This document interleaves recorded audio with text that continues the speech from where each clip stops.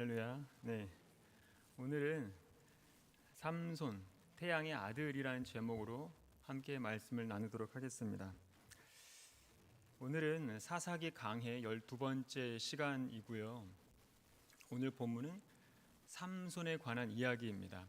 사사들 중에서 마지막에 해당되는 인물이 삼손이지요. 삼손에 대한 내용은 좀 많기 때문에 4번으로 나누어서 말씀을 드리도록 하겠습니다. 이미 말씀을 드렸듯이 사사 시대는 왕이 없는 시대이죠. 엄밀히 말하면 여호수아 시대에서 넘어온 사람들이 살아가는 시대. 다시 말해서 여호수아의 다음 세대들이 살아가는 시대가 바로 사사 시대입니다.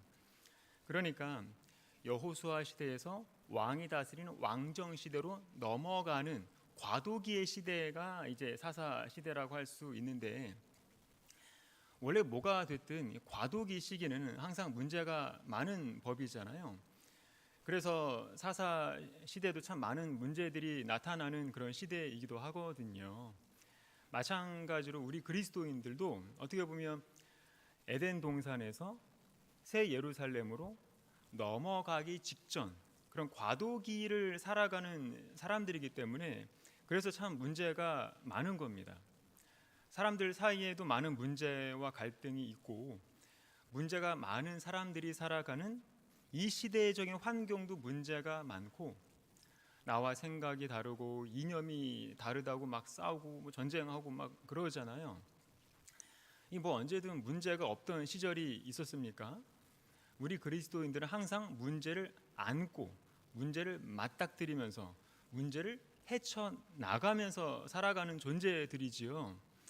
자, 사사기 12장 8절 이후부터 등장하는 사사들은요, 별로 비중이 없습니다.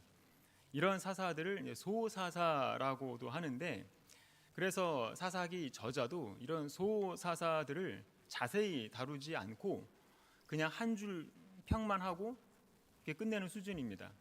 그런데 그 한 줄짜리 평마저도 그다지 긍정적인 내용은 없습니다. 쉽게 말해서 이런 조무래기 사사들도 보면 사사로서 위임을 받은 후에 대부분 자기들의 그 사적인 이익과 권력을 추구했던 것을 알 수 있거든요. 그러니까 자기들 앞에서 활약했던 그런 대사사들을 통해서 전부 나쁜 것만 배운 거예요. 여기 보면 입산이라는 사사는 뭐라고 나옵니까? 자기의 위치를 이용해서 이방 나라와 이제 결혼 동맹을 맺고요. 그걸 이용해서 자기 가족의 그런 권력을 더 강화했다고 나오죠. 그 다음에 이제 엘론이 나오는데 이 사람의 업적은 전혀 나오지 않습니다. 그 다음에 등장하는 압돈이라는 사사는 자식을 압도적으로 많이 낳습니다. 그 당시에는 왕의 특징 중에 하나가 아내와 자식을 이제 많이 두는 거라고 말씀을 드렸지요. 그래서 압돈도 아들 40명 그리고 손자 30명을 그렇게 뒀고요. 또 왕처럼 후궁들을 거느리고 살았다고 나옵니다. 그러니까 사사라는 그런 지도자의 자리를 마치 왕의 자리로 착각을 하면서 그렇게 왕처럼 권력을 휘두르면서 살았던 겁니다. 한마디로 압돈이 하는 짓거리는 보면 기드온과 매우 흡사한 것을 알 수 있는데, 이 말은 뭐냐면 과거의 그런 전임 사사들을 반면 교사로 삼은 게 아니라 아주 이상한 짓만, 나쁜 짓만 이렇게 골라서 이렇게 배운 겁니다. 그리고 또 12장 14절에 보니까 어린 나귀 70匹를 탔다고 나옵니다. 그 당대의 나귀는요, 왕족들이 타고 다니는 동물이었거든요. 이 말은 압돈은 사사로 만족한 게 아니라 왕조를 세우고 싶어 했다는 걸 알 수가 있는 거죠. 그러니까 여기 나오는 이 한 줄짜리 사사들을 보면 이스라엘을 구원했다고 기록된 사사는 단 한 명도 없고요. 하나님의 영이 임했다는 기록도 없습니다.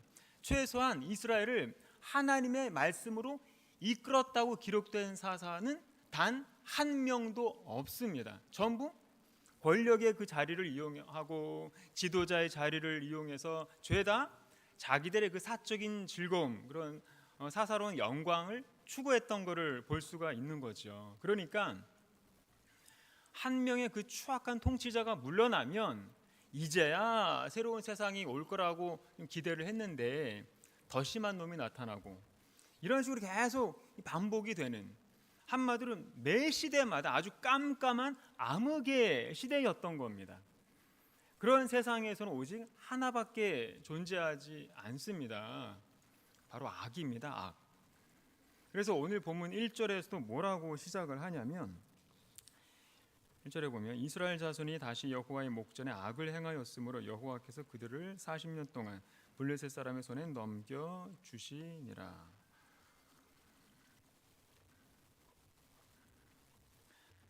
하나님께서 여전히 정신 못 차리는 이스라엘 백성들을 이번에도 대적한테 넘기셨는데, 이번에는 40년 동안 블레셋한테 넘기신 겁니다. 우리가 그 사사기를 읽을 때마다 늘 반복적으로 보게 되는 두 개의 문장이 있지요. 그게 뭡니까? 여호와의 목전에 악을 행하였더라입니다. 여호와의 목전에 악을 행하였다. 이 문장은 2장부터 시작해서 3장, 4장, 6장 등등 줄기차게 나오지요. 그리고 또 반복되는 또 하나의 문장이 있는데, 그게 뭐냐면 사람마다 자기 소견에 옳은 대로 행하였더라 입니다. 그래서 사사기 다 읽고 나면 어떻습니까? 다른 건 다 잊어버리고요, 이 두 문장만 이렇게 찝찝하게 이게 남는다는 거예요. 여호와의 목전에 악을 행하였다, 그리고 사람마다 자기 소견에 옳은 대로 행하였다. 이 두 문장을 짬뽕을 시키면 무슨 말이 되냐면, 그 시대의 사람들은 자기들이 보기에 전부 옳다고 생각하면서 살았다. 그런데 하나님이 보기에 전부 악이다, 이런 말입니다.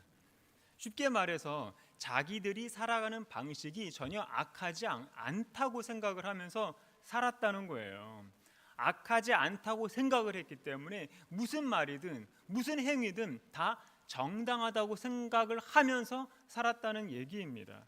그러니까 여기서 오해하시면 안 되는 게 뭐냐면, 사사시대의 사람들은 자기들의 행위와 그 가치관들이 악하다는 걸 스스로 알았다.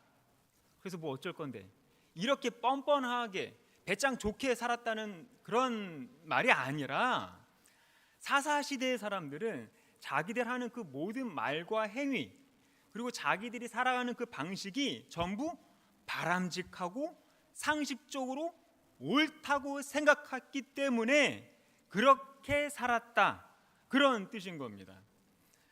그런데 그 결과는 하나님 보시기에 전부 악이라는 거죠. 악. 자, 여기서 우리는 죄에 대해서 두 가지 진리를 배울 수가 있습니다. 첫 번째로 죄의 정의입니다. 죄의 정의. 누가 죄를 정의하냐는 거죠. 내가 보기에 라는 말과 하나님이 보기에 라는 말이 정반대라는 것을 알아야 됩니다. 사사기 시대는 계속 자기들이 보기에, 내가 보기에, 이런 시대였잖아요. 그러니까 내가 보기에, 많은 사람들이 보기에 옳다고 하면, 내 양심이 떳떳하다고 하면 그건 더 이상 죄가 아닌 게 되는 거죠. 지금 시대의 사람들이 살아가는 삶을 보세요. 양심의 거리낌만 없으면 아주 당당하게 자기 소견에 옳은 대로 살아가는 사람들이 대부분이잖아요. 그런데 성경에서 말하는 죄라는 건 뭐냐면, 내 양심의 기준이나 집단의 기준, 그리고 다수결의 그 기준을 어기는 게 죄가 아니에요. 하나님의 기준을 어기는 게 죄입니다.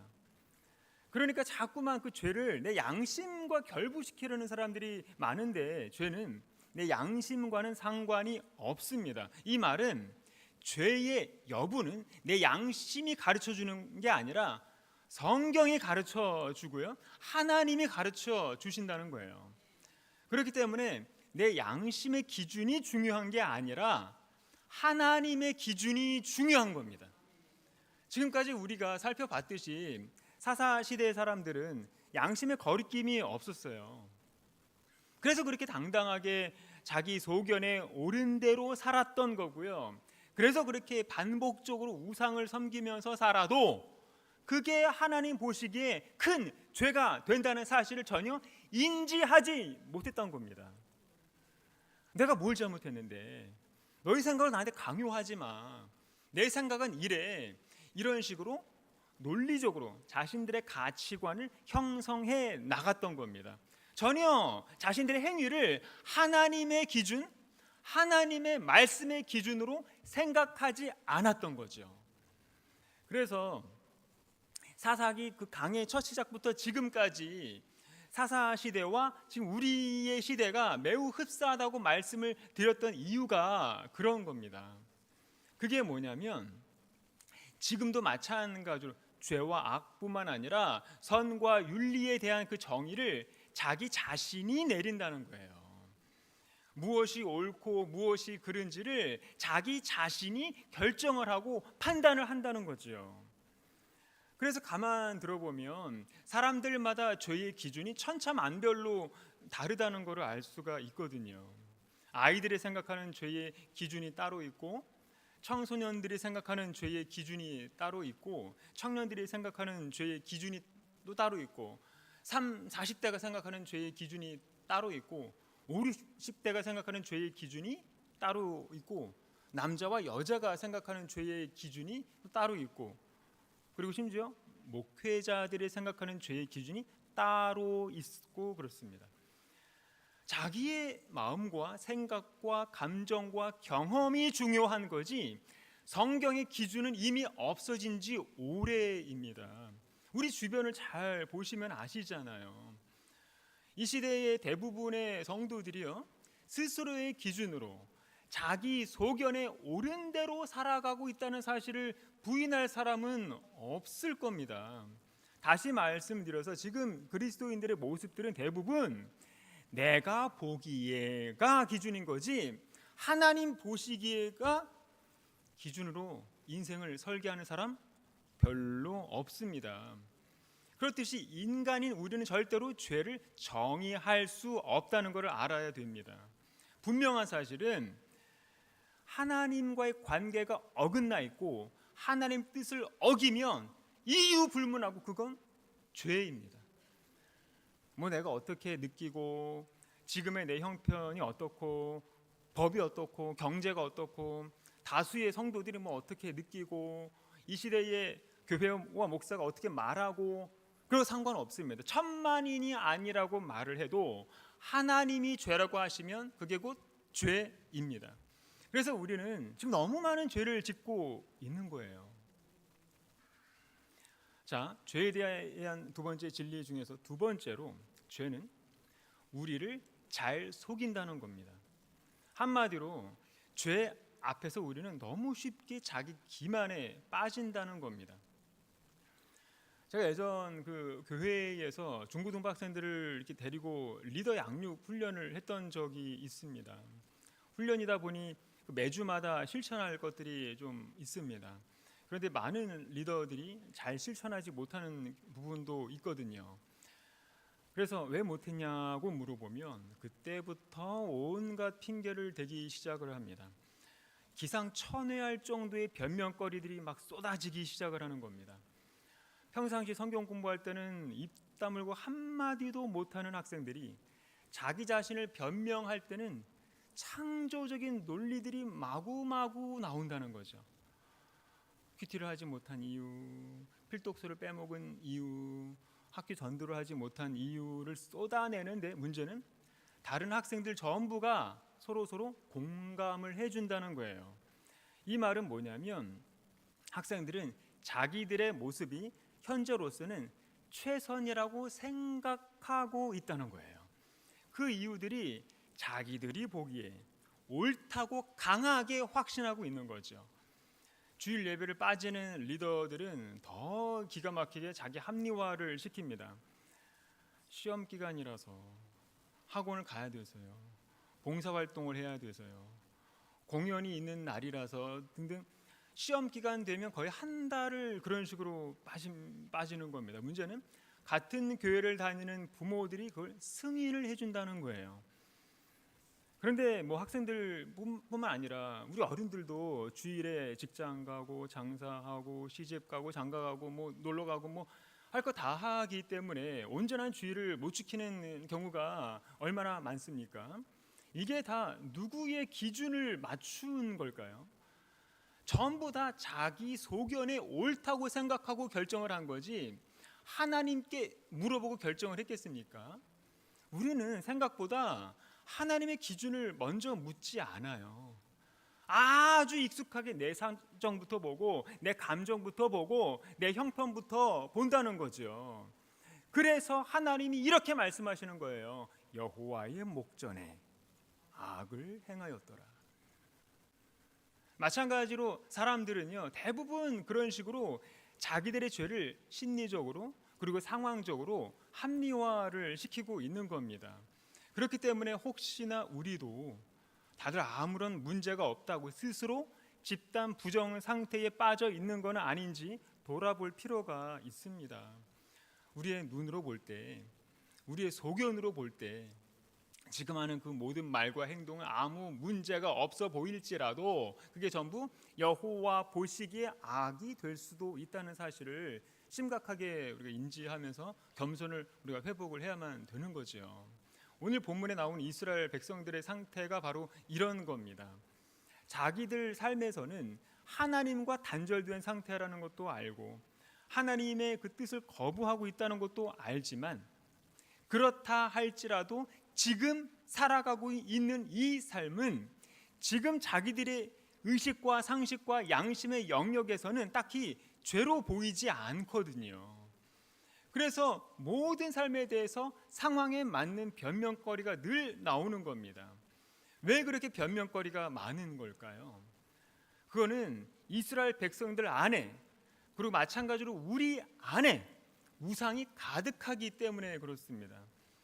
우상 숭배가 무슨 뭐 뿔 달린 악마한테 절하는 그런 게 뜻하는 게 아니라 하나님 대신에 내가 좋아하는 것들을 내 궁극적인 비전으로 내 인생의 목표로 삼고 살아가는 것, 이게 우상 숭배라고 말씀을 드렸잖아요.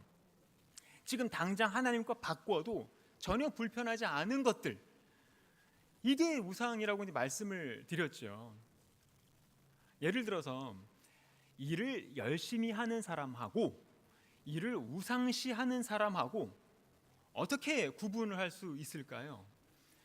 솔직히 둘 다 차이가 없어 보이거든요. 둘 다 부지런하고 책임감 있고 성실하거든요. 그런데 아주 중요한 차이가 있습니다. 일을 하나님께 드리는가 아니면 일을 자기 존재의 근거로 삼고 있는가라는 거죠. 일을 하나님께 드리는 사람은 일을 하나님 앞에서 하는 사람인 거예요. 그래서 바울도 뭐라고 하냐면 무슨 일을 하든지 마음을 다하여 주께 하듯 하고 사람에게 하듯 하지 말라. 반대로 일을 우상시하는 사람은 일을 통해서 자기 존재의 가치를 증명하려고 한다는 거죠. 내가 성공해야 인정을 받는다. 내가 성취를 해야 괜찮은 사람으로 여겨지게 된다 등등. 그래서 모든 일의 중심이 내가 되는 순간 이 사람이 하는 일은 전부 우상이 되는 겁니다. 그리고 또 중요한 차이가 있는데 그게 뭐냐면 일을 하나님께 드리는 사람은 하나님이 이 일을 내려놓으라고 하실 때 언제든지 내려놓을 수 있는 자유가 있습니다. 이를테면 오늘은 멈춰, 오늘은 그 일을 쉬고 나한테 집중을 해 라는 이렇게 말씀을 하셨을 때 하나님이 그 말씀에 순종할 수 있으면 이 사람이 하는 일은 우상이 아닌 거죠. 반대로 내가 아니면 일이 안 돌아가 걱정하면서 그 일을 내려놓지 못하는 사람은 그 일을 우상으로 여기는 사람인 겁니다. 다시 말해서 너희는 먼저 그의 나라와 그의 의를 구하라는 그 말씀에 순종하기 위해서 하나님이 먼저인 사람은 일이 사명이 되는 거지만 내가 먼저인 사람은 일이 우상이 되는 거죠. 그렇기 때문에 지금 현재 내 마음의 자리에 먼저 무엇이 차지하고 있는지를 솔직하게 직면을 해봐야 되는 겁니다. 그럴 때 하나님 보시기에 선한 양심으로 서 있을 수가 있는 거죠. 자, 그래서 죄를 하나님의 관점으로 볼 수 있기 위해서 우리 한 가지만 실천을 했으면 좋겠습니다. 그게 뭐냐면 자꾸 합리화하는 습관을 버리는 겁니다. 합리화를 한마디로 정의하면 자기 의로움이잖아요. 나는 옳다는 사실을 자기 이야기로 풀어내는 거를 말하거든요. 자기 자신을 지키고 싶어하는 그런 본능적인 기술이라고 할 수가 있는 거죠, 합리화가. 왜냐하면 인간이라는 동물은 생각보다 이렇게 논리적인 존재가 아니에요. 이야기를 만들어내는 존재라는 거죠. 그래서 창세기를 보면 하나님이 아담에게 내가 먹었느냐고 물으시니까 아담이 뭐라고 합니까? 하나님이 주셔서 나와 함께 있게 하신 여자, 그가 그 나무의 열매를 내게 주므로 내가 먹었나이다. 얼마나 흥미롭습니까? 태초의 인간은 누가 가르쳐 주지도 않았는데 죄가 들어오자마자 자기 합리화부터 하잖아요. 아담의 변명을 보면 세가 방향으로 이제 책임을 넘기거든요. 하나님, 그 여자, 그리고 어쩔 수 없는 상황, 그래서 내 행동은 정당하다, 이런 논리거든요. 다시 말씀드려서 태초 이래로 모든 인간은 내면에 나는 옳은 사람이라는 그런 믿음이 있는데 이 믿음이 실제 행동과 충돌이 일어날 때가 있다는 거예요. 이걸 인지부조화라고 하잖아요. 쉽게 말해서 내가 생각하는 나와 실제 나가 충돌을 일으킨다는 거죠. 그걸 불편하는 거예요, 사람은. 이 불편함을 해결하기 위해서 손쉬운 방법이 뭐냐면 자기 행동을 바꾸는 게 아니라 해석을 바꾸는 겁니다. 이를테면 내가 일부러 그런 게 아니야. 상황 때문에 어쩔 수가 없었어. 내가 아니라 그 사람이 잘못을 한 거야. 원래 다 그렇게 해 등등 이렇게 해석을 하는, 그렇게 해석을 하면 마음은 편해지지만 진실은 멀어지는 거죠. 그런데 복음은 인간에게 이렇게 말한다는 거예요. 너는 이미 용서받았어. 억지로 자기를 꾸밀 필요 없어. 너를 방어하지 마. 있는 그대로 하나님 앞에 나와. 한마디로 복음의 메시지는 뭐냐면 인간은 자기 의로움으로 사는 존재가 아니라 하나님의 은혜로 이미 받아들여진 존재라는 얘기인 거예요. 그래서 하나님의 인정과 무조건적인 선택을 믿는 사람들의 특징이 뭐냐면 굳이 자기 방어를 하지 않고요, 회개 속도가 빠릅니다. 주여, 내가 죄인입니다. 그렇기 때문에 성경이 계속 강조하는 단어가 뭐냐면 바로 빛입니다. 빛. 그래서 예수님도 뭐라고 하시냐면 진리를 따르는 자는 빛으로 오나니 이는 그 행위가 하나님 안에서 행한 것임을 나타내려 하심이라. 말씀의 빛 앞에 나오면 합리화는 무너지게 돼 있습니다. 합리화가 무너져야 죄를 직시하게 되고요, 죄에 속아 넘어가지 않게 되는 겁니다. 그렇지 않으면 합리화는 자꾸 죄를 멋있게 꾸며준다는 것을 알아야 됩니다. 그래서 어떤 청교도 신학자가 책에서 이런 말을 하더라고요. 사탄은 죄의 그림을 덕목의 색으로 칠한다. 사탄은 죄의 그림을 덕목의 색으로 칠한다, 이렇게 썼어요. 그렇죠? 죄 자체만 보면 좋아 보이지 않고요, 아주 악하거든요. 그런데 인간의 윤리와 정의로 죄 위에 색칠을 하고 꾸미면 죄는 더 이상 나빠 보이지 않는 거죠. 그래서 그 다음부터는 동일한 죄를 지어도 전혀 양심의 거리낌이 안 생기게 되는 겁니다. 자, 다시 본문으로 돌아와서요, 2절에 보면 먼저 삼손의 가족 이야기가 나옵니다. 2, 3절입니다. 우리 다 같이요, 시작. 소라 땅의 단지파의 가족 중에 마누아라 이름하는 자가 있다.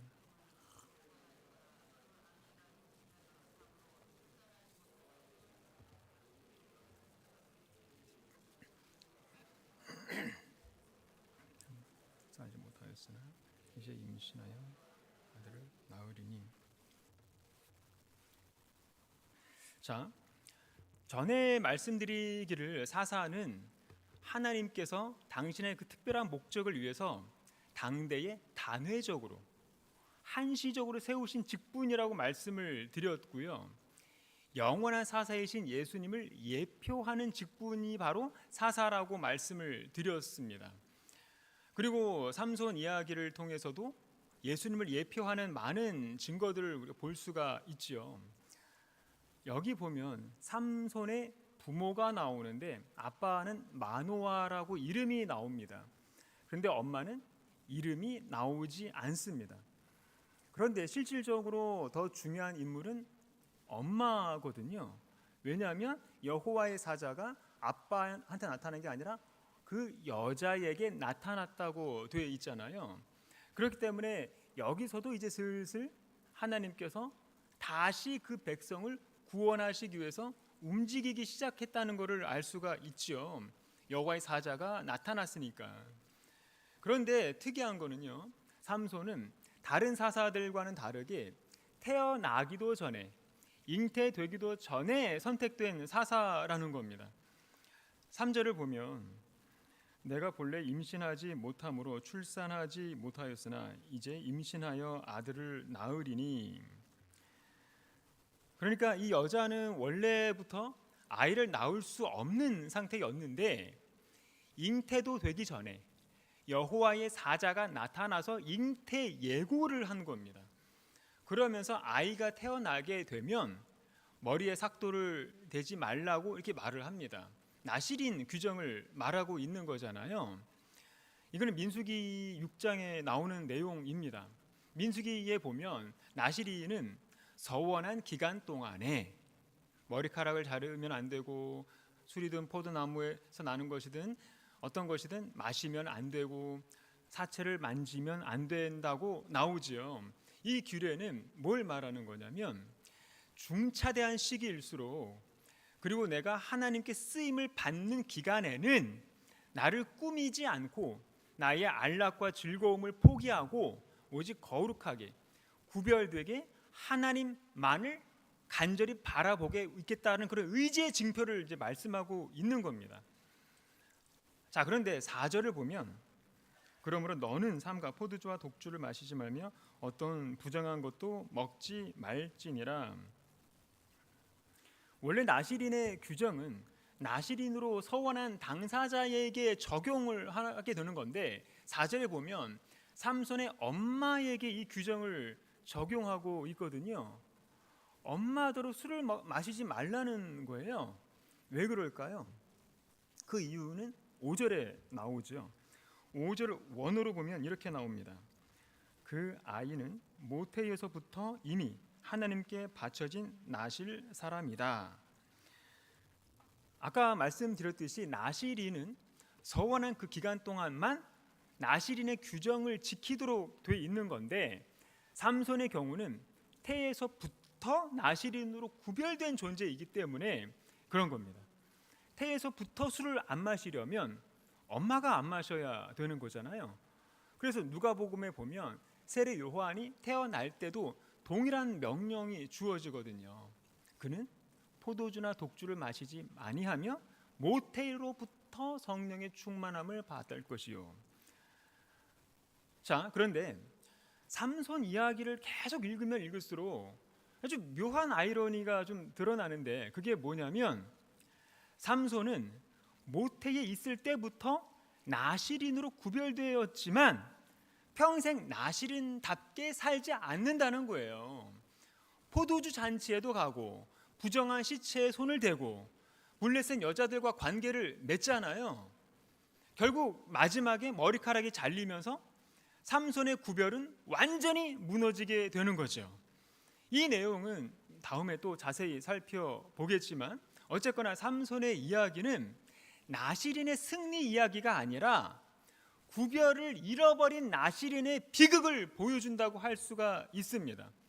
다시 말해서 하나님은 태에서부터 구별해 주셨지만 인간은 그 구별을 유지하지 못한다는 것을 여실히 보여주는 이야기라는 거지요. 솔직히 삼손 이후에 등장하는 그 모든 인류가 다 그렇잖아요. 하나님은 인간을 구별된 존재로 부르시지만 인간은 계속 그 구별을 잃어버리면서 산다는 겁니다. 결국 삼손 이야기는 우리에게 뭘 교훈하고 있는 거냐면, 태에서부터 구별된, 태어날 때부터 완벽하게 구별된 사사가 등장을 하지만 그 사사도 완전하진 않다라는 겁니다. 사사기의 구조가 계속 이런 식이잖아요. 하나님이 구원자를 보내시지만 그 구원자도 결국 인간적인 한계를 드러내고 이것이 결국 더 큰 구원자를 기다리게 만드는 그런 이야기 구조를 보여주고 있다는 거지요. 그래서 결국 하나님이 완전히 구별된 한 사람을 보내시게 되는데 그분이 바로 예수님이신 거지요. 자, 그리고 삼손의 탄송을 통해서 우리가 또 뭘 배우게 되는 거냐면, 하나님은 종종 인간적으로는 절대로 잉태가 불가능한 사람을 통해서 생명을 주시고 그 불가능을 통해서 이 세상에 역사하신다는 겁니다. 그게 하나님의 전능성이고 하나님의 초월성이지요.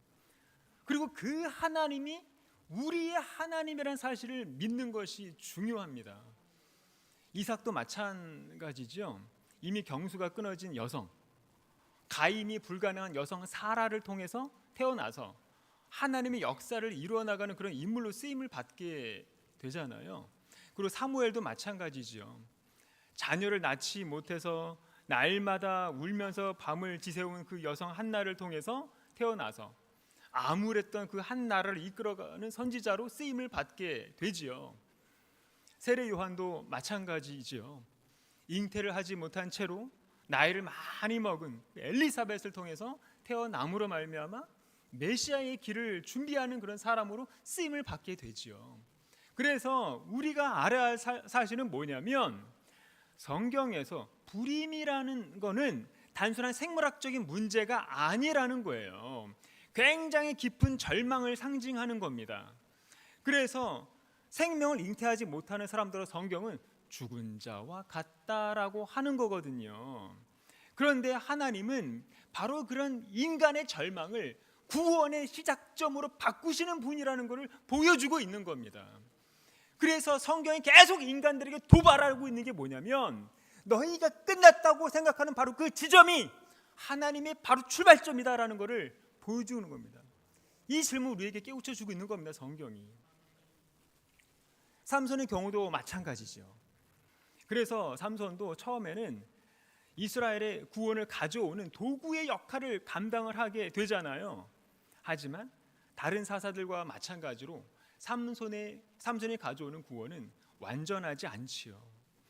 블레셋의 손으로부터 이스라엘을 구원하기 시작을 했을 뿐인 거지 구원의 완성은 이루지 못한 채 끝나고 말지요. 그래서 그 삼손의 그 바통은 누구한테로 이어지게 되냐면, 하나님으로부터 기름 부음 받은 왕 다윗한테로 이어지게 되는 겁니다. 그런데 다윗이 가져오는 구원 역시도 완전하지가 않지요. 다윗은 이스라엘 백성들을 그 표면적인 대적들로부터 구원을 시켰지만 이스라엘 백성들의 그 마음속에 있는 대적들, 마음속에 있는 죄악들로부터는 구원을 시켜주지 못한 겁니다. 그래서 다윗도 불완전한 구원자인 겁니다. 그러면 이 모든 대적들과 이 모든 죄악들로부터 완전한 구원을 가져올 수 있는 분은 누구일까요? 당연히 예수님밖에 없는 거지요. 그래서 예수님께서 모든 인류의 구원의 완성이 되시는 겁니다. 마태복음 1장의 말씀대로 그가 자기 백성을 그들의 죄에서 구원할 자이심이라. 그래서 삼손은 앞으로 올 다윗 왕을 가리키지만 그 다윗은 영원하신 왕 예수님을 가리키는 겁니다. 자, 본문에 보면 이제 약속대로 아이가 태어납니다. 그리고 태어나는 아이의 이름을 삼손이라고 짓죠. 24절에 보면 그 여인의 아들을 낳음에 그의 이름을 삼손이라 하니라. 그 아이가 자라매 여호와께서 그에게 복을 주시더니.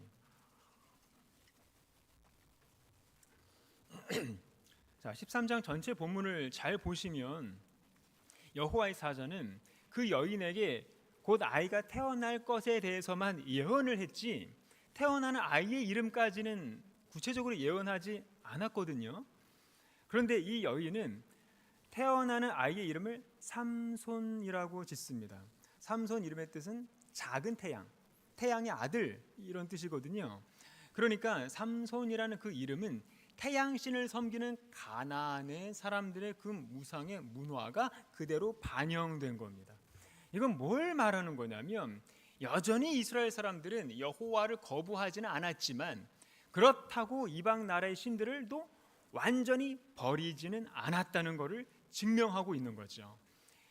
여전히 우상의 문화가 아주 뿌리 깊게 만연해 있었던 것을 알 수 있는 겁니다. 한마디로 이스라엘 백성들이 그 살아가는 내내 그 우상 문화에 대한 죄의식을 갖지 않았다는 걸 말인 거지요. 그러니 우상의 문화가 깊이 물들어 있는 그 이름을 가져다 사용하는 것에 대해서 아무런 문제의식을 느끼지 않는 그런 종교 혼합주의에 빠져 있었다는 걸 알 수 있는 거죠. 우리도 마찬가지입니다. 우리도 어쩌면 사사시대 사람들처럼 우상의 문화를 버리지 못한 채로 하나님도 동시에 섬기고 있는 그런 혼합주의에 빠져 있는 건 아닌지 냉철하게 돌아봐야 됩니다. 물론 지금 우리는 바알을 섬기지는 않지요. 바알은 눈에 보이는 우상이잖아요. 그런데 지금 우리는 눈에 보이지 않는 바알을 섬기고 있는데 그게 바로 인간의 욕망입니다. 성경에서 말하는 욕망은 하나님보다 피조물을 더 사랑하는 마음이고 하나님의 그 뜻보다는 내 뜻을 더 앞세우는 그런 마음을 말하거든요. 이를테면 탐심, 정욕, 교만, 자기중심성 뭐 이런 것들인데 문제는 그 욕망을 부추기는 존재가 있다는 거예요. 그게 바로 우상이라고 말한다는 거예요. 성경이. 오늘 본문에 나오는 블레셋의 대표 우상이 다곤인데요. 어쩌면 지금 이 시대에도 눈에 안 보이는 수많은 다곤들이 물질의 형태로, 인정의 형태로, 쾌락의 형태로, 안정의 형태로, 자아실현의 형태로 나타나서 우리의 욕망을 부추기면서 하나님과 같은 그런 무게중심으로 우리 인생을 차지하고 있다는 겁니다. 기도하는 것을 보면 금방 알잖아요. 하나님을 사랑하는 마음으로 기도하는 것이 아니라 전부 내 계획이 이루어지도록 요구하는 그런 방향으로만 흘러가거든요. 하나님은 그저 내 성공의 그 수단 정도로만 인식하는 그런 수준에 불과하다는 거지요.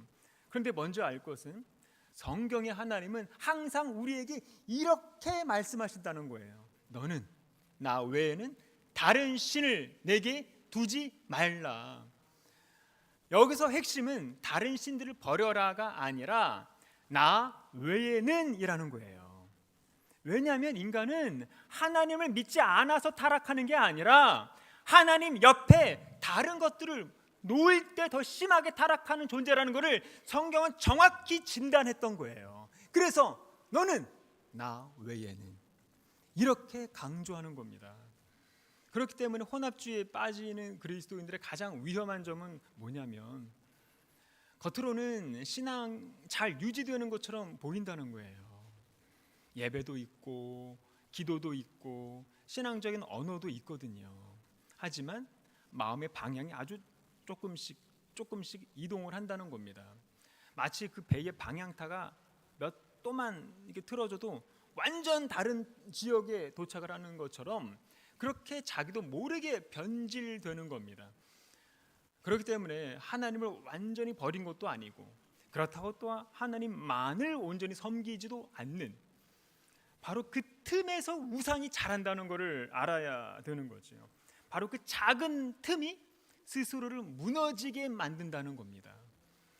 그래서 요즘 시대의 기독교를 보면 그 안에 하나님이 떠나신 지 오래됐지요. 하나님이 없는 인간 중심의 교회, 니체라는 철학자가 책에서 이렇게 말을 합니다. 신은 죽었다. 우리가 그를 죽였다. 라고 선언을 했거든요. 그러면서 신은 죽었다라고 말을 한 이유에 대해서 이렇게 기록을 합니다. 하나님을 중심에 두지 않는 사회가 되었다. 과학, 이성, 인간 중심 사고가 모든 판단의 기준이 되었고 사람들이 더 이상 하나님을 삶의 기준으로 믿지 않는다. 그 그 결과 인간이 새로운 가치와 의미를 스스로 만들어야 한다. 이 말을 한 게 19세기입니다. 오랜 시간이 지난 지금 뭐 달라졌을까요? 여전히 교회 안에서 인간만 살아있고 하나님은 죽어있지 않습니까? 사사기 시대의 그 이스라엘은 하나님을 완전히 버리지 않았지요. 하지만 하나님이 유일한 기준도 아니었습니다.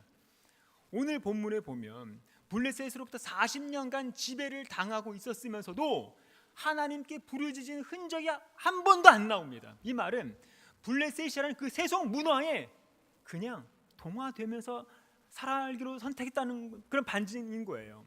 니체가 목회했다는 그 삶의 그 사회도 비슷하다는 겁니다. 많은 사람들이 교회도 다니고 있었고 성경도 믿고 있었지만 실제로 사람들의 삶을 움직이는 것은 하나님이 아니라 인간의 욕망이고 권력이고 과학이고 진보고 이성 같은 그런 것들이었다는 거예요. 니체는 이걸 보고 이렇게 말을 합니다. 너희는 아직도 하나님을 말하지만 사실은 이미 하나님 없이 살고 있다. 신은 죽었다. 너와 내가 그를 죽였다. 지금도 그렇죠. 기독교의 신을 죽게 만들고 교회 문 밖으로 내쫓아버린 우리 그리스도인, 이렇게나 흠이 많고 죄악이 만연함에도 불구하고 하나님은 우리 같은 그런 백성들을 여전히 사랑을 하신다는 겁니다. 도대체가 하나님의 자비와 은혜는 이게 상상조차 못하는 거지요. 말씀을 맺겠습니다. 시간이 이제 지나면서 삼손 자라고요. 자라면서 하나님의 복을 받고 또 성령께서 삼손 안에 역사를 하기 시작합니다. 25절을 보면 소라와 에사울 사이 마하네단에서 여호와의 영이 그를 움직이기 시작하셨더라. 처음에 삼손은 하나님께 선택이 돼서 기적적으로 잉태가 됐고요. 하나님만을 섬기도록 구별이 됐고, 그래서 하나님께 복을 받고 성령님을 통해서 그 인격이 만들어져 갔던 겁니다. 그야말로 삼손은 모든 영적 혜택을 다 가진 사람이 된 겁니다. 그런 다음에 삼손이 어떻게 하나님의 백성을 구원하고 어떻게 다스려 나가는지에 대해서는 다음 시간에 살펴보도록 할 건데요. 미리 말씀을 드리지만 모든 면에서 우리는 삼손의 모습을 통해서 큰 실망만을 보게 된다는 겁니다. 다음에 말씀드릴 삼손의 실체를 보게 되시면 도대체가 하나님 어떻게 이런 인간을 선택을 하실 수 있는가 싶을 정도로 깊은 회의와 절망감을 마저 느끼시게 될 겁니다. 그렇기 때문에 우리의 믿음의 대상은 그 어떤 인간이 될 수 없습니다. 종말론적으로 우리가 의지하고 바라볼 분은 오직 예수 그리스도 그분밖에 없다는 사실을 깨달으시는 저와 여러분이 되시길 바랍니다. 기도하겠습니다. 시간 다 같이 말씀을 생각하면서 기도하시고요. 합심해서 기도하는 시간 갖도록 하겠습니다. 우리는 지금 아직도 입으로 하나님을 말하고 있지만 사실 하나님이 없이 살고 있는 건 아닌지 돌아보기를 바랍니다. 그래서 이제는 자기 소견이 아니라 하나님의 기준으로 살게 해달라고, 그리고 우리 안에 있는 우상과 합리화를 깨뜨려 달라고 기도하시고 우리의 참 구원자 되시는 예수님만 바라보게 해달라고 다 같이 우리 주여 한번 외치고 기도하도록 하겠습니다. 주여, 사랑과 은혜가 충만하신 하나님 아버지, 은혜에 감사를 드립니다. 오늘도 말씀을 통해서 우리의 마음을 비추어 주심에 감사를 드립니다. 하나님, 사사기 시대의 사람 자기들이 보기에 옳은 대로 살았습니다 하지만 하나님 보시기에 모든 것이 악이었음을 보게 됩니다.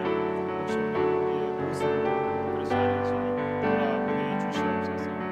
우리가 하나님의 기준보다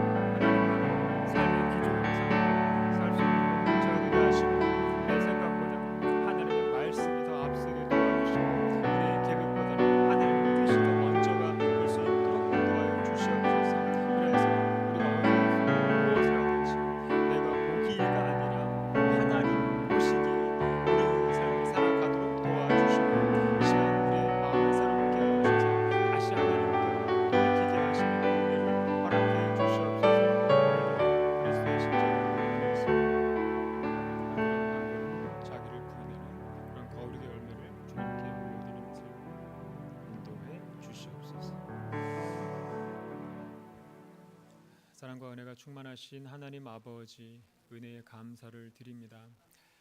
오늘 말씀을 통해서 우리의 마음을 비추어 주셔서 감사를 드립니다. 하나님, 사사기 시대의 사람들처럼 우리도 종종 자기 소견에 옳은 대로 살아가고 하나님의 기준보다 우리의 생각과 욕망을 앞세워왔음을 고백합니다. 우리의 죄를 합리화하면서 스스로 옳다고 여겼던 그런 교만을 용서하여 주시옵소서.